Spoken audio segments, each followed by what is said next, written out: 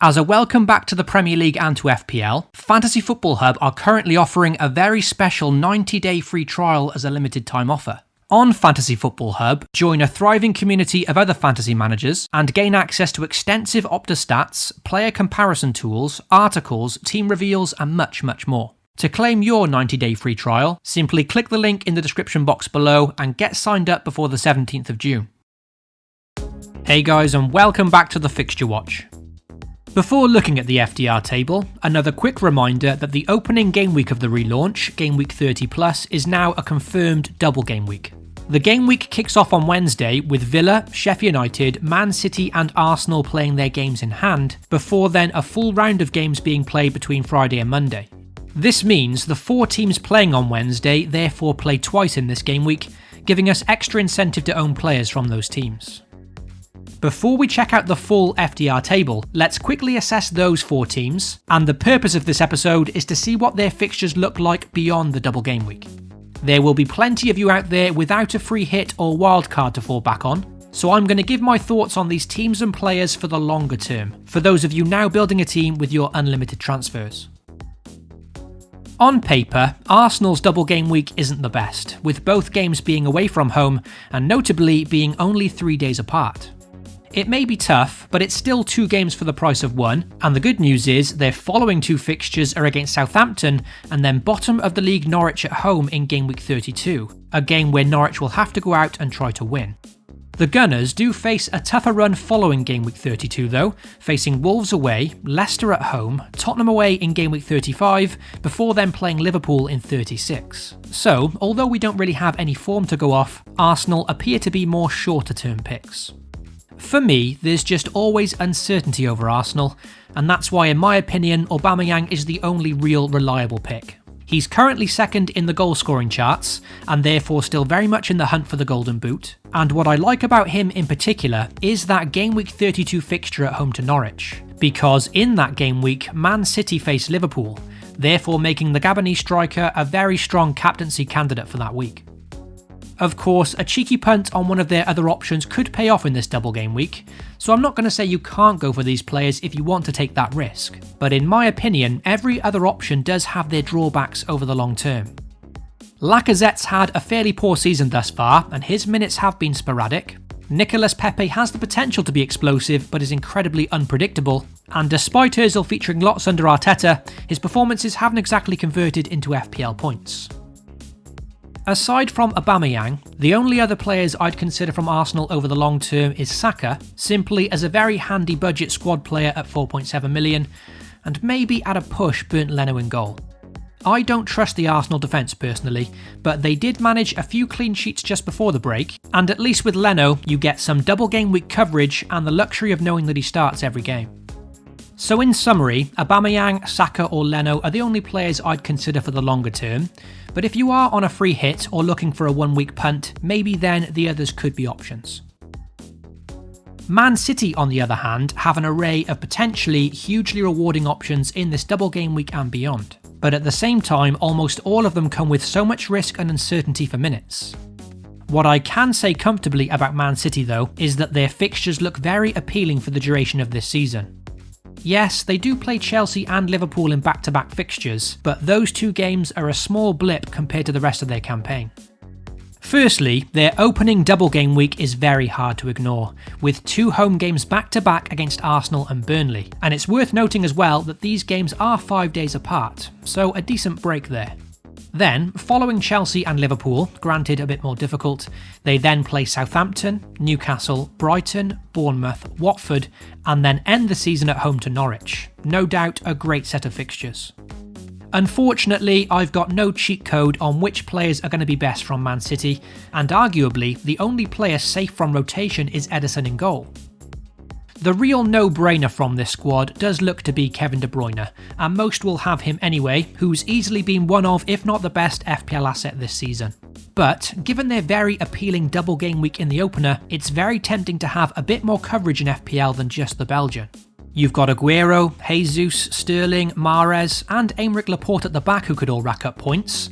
Not to even mention Leroy Sané, who's now back to fitness, and what a punt he could be at just 0.3% ownership.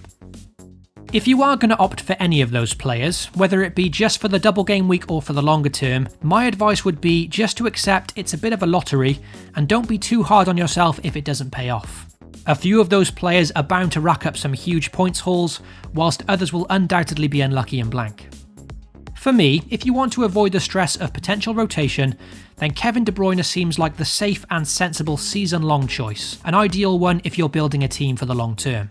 As for the rest, they are probably best utilised now for this double game week before thinking to move them on to more reliable big hitters once we get some more information. The next team with the double game week coming up is Aston Villa, and like Man City, both their double game week fixtures are at home and therefore very difficult to pass up. Villa also currently find themselves in the relegation zone, so clearly plenty of incentive for them in these two games. And in FPL towards the end of the season, it's always good to consider what teams and players have left to play for. What I would be concerned about with Villa players though, is their fixtures for the longer term. Granted, they do play Newcastle in Gameweek 31, which is decent, but following that, the Villains face Wolves, Liverpool and United in consecutive games, with no real plum fixtures for the rest of this season. Therefore, when considering them as longer term picks, my assessment of the Villa squad would be similar to that of Arsenal's, with only one player in Jack Grealish being the only trustworthy pick. His goal involvement this season is near 50%, and unlike his teammates, at least you know he'll play every game. John McGinn's return to the side will certainly be a big boost for Villa, and there are some suggestions that he could play a very attacking role on his return. After Jack Grealish, I'd certainly label him as the best of the rest in this Villa side from an FPL perspective, but let's not forget that he has had a long injury layoff, so that still brings a small element of doubt for the restart. If you are in a position to take a 1 week punt on the double game week, then sure, players like McGinn, El Ghazi, Trezeguet, Hourihane, Target in defence or Samatta up front, they could all turn out to be successful punts. But if you're now building a team for the long term and want to stay sensible, then I think Jack Grealish is the only place you need to go. The final double game week team is Sheffield United, and despite having two favourable fixtures against Villa and Newcastle in this double game week, things do seem a lot more difficult for the Blades from then on. As you probably already know, the Blades' defence has been absolutely superb this season, conceding just 25 goals in 28 games. To put that into perspective, only Liverpool have conceded less, and for this reason I can understand why many managers are doubling or even tripling up on their defenders for this upcoming double game week. The managers that are tripling up though likely have a free hit or wildcard handy, and if you're building a team with your unlimited transfers for the long term now, I would urge some caution on having too many of their players. After this double game week, the Blades face United away, Tottenham, Burnley away, followed by Wolves, Chelsea and Leicester. On paper, 6 very difficult games all back to back. It's also worth noting that in Game Week 31 against United, goalkeeper Dean Henderson won't be able to face his parent club, so be sure to have a backup goalkeeper ready for him if you are including Henderson in your final squad. My advice would be that if you are building a side now for the long term, then one Blades defender is essential for the opener, and a combination of 2 of their defenders or goalkeeper is more than enough for this double game week. I'd likely go with 2 and then consider moving one of them on once the more difficult fixtures kick in. So with the double game week teams now covered, let's move on now to the full FDR table and see which teams without a double game week have a kind run of games to end this season. Also, if you find the Fixture Watch helpful, then please consider supporting FPL TV by dropping a like on the video and most importantly getting subscribed. You can also hit the notification bell so you always know when a new video goes live. Right near the top of the FDR table is Wolves, who in the opening 5 game weeks of the restart are the only side to avoid any game with a difficulty rating of 4 or above according to FPL. The opening 3 fixtures in particular look very appealing, with games against West Ham, Bournemouth and Villa, before then hosting Arsenal, which at Molineux you'd still consider to be a decent fixture. After a break of 3 months, as mentioned, form isn't really a thing at this point, but it's still worth noting that Wolves were one of the informed teams before the break, giving them a real chance of a top 4 place now. They also showed very promising signs defensively before the break, with Willy Boly returning from injury and then going on to keep 4 clean sheets in their final 5 Premier League games.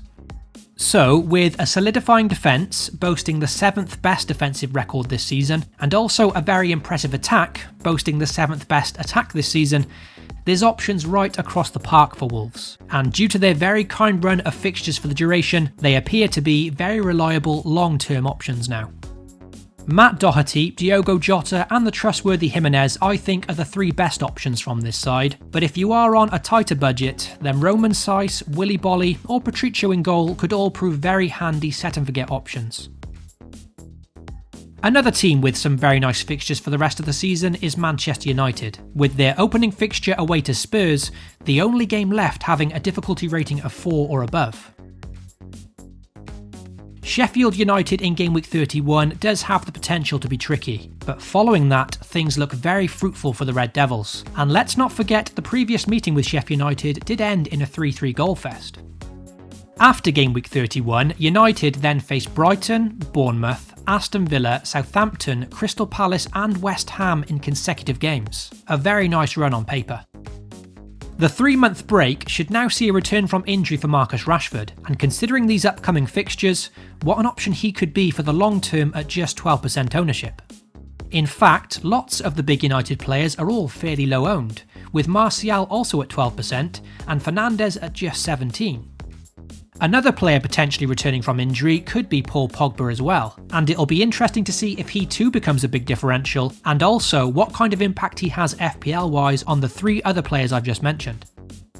It's also worth noting that United did tighten up before the break, with 4 clean sheets in their final 5 Premier League games. Granted, their attack and midfield is lots more appealing than their defence, but given these decent upcoming fixtures over the long term, Wan-Bissaka, Maguire or David De Gea could all be handy options at a fairly kind price of just over 5 million.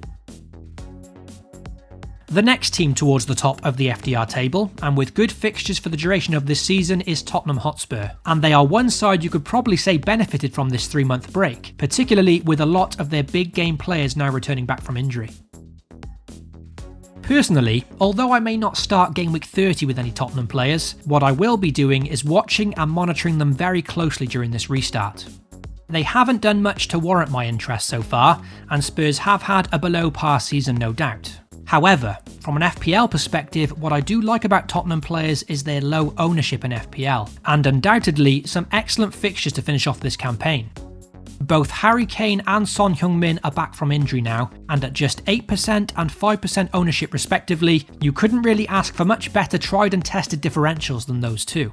Yes, they do come with some risks, and with Harry Kane often dropping deep, he hasn't justified his price this season. But like I said, if like me you're very lowly ranked this season and in need of some differentials, then those two really could be the answer even if they show a hint of form. Other teams in the top half of the FDR table include Newcastle, who have 3 home games in their opening 4 against fairly favourable opposition. So perhaps a budget defender from them could be a nice enabler, and Captain Jamal Lascelles looks to be an outstanding option there. At just 4.3 million, a nice squad option to have on your bench. Also, Chelsea too open up the season with some decent fixtures, with their opener against Villa looking particularly appealing, and also West Ham, Watford and Palace following their tough game against Man City. With these upcoming fixtures, I do think having one of their players in your squad could be handy, but the only thing that bothers me with Chelsea for the restart is that it's very hard to know which players are truly nailed into their starting 11. So for me, I'll probably wait for some more information on Chelsea, and then consider them from Gameweek 32 onwards once we have some more information. With the opening Gameweek 30 starting less than 24 hours of me recording this, unfortunately I've run out of time to go through the bottom of the FDR table in depth, but here's a quick preview of how things look. It's West Ham that find themselves bottom, with 3 very difficult opening games against Wolves, Tottenham and Chelsea. It is worth noting though that from Gameweek 33 onwards, the fixtures significantly improve for the Hammers, so perhaps a wait and see from them, with Jared Bowen potentially an interesting differential.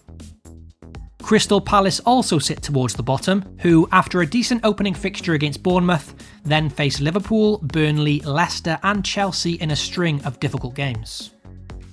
Other teams towards the bottom of the FDR table include Aston Villa, despite their opening game week, and also Brighton, who face Arsenal, Leicester, Man United and Liverpool in 4 of the opening 5 games. So that wraps up this episode of the Fixture Watch. My sincere apologies that I've run out of time on this one, but hopefully you found it useful in building a longer term squad and enjoyed the episode all the same. If you did, then please drop a like on the video and most importantly get subscribed to FPL TV. I wish you all the best of luck for the opening Game Week 30, FPL responsibly, and I'll catch you all very soon. Lastly, if you do have 30 seconds to spare, then please consider voting for FPL TV as the best fantasy football creator at this year's Football Content Awards. Simply click the link in the description box below, scroll down to Best in Fantasy Football, select FPL TV in the video category, and then submit your vote at the bottom of the page. Once again, there's some fantastic creators up for the award, but if you think this channel deserves to win, then your vote is very much appreciated. Thank you and catch you soon.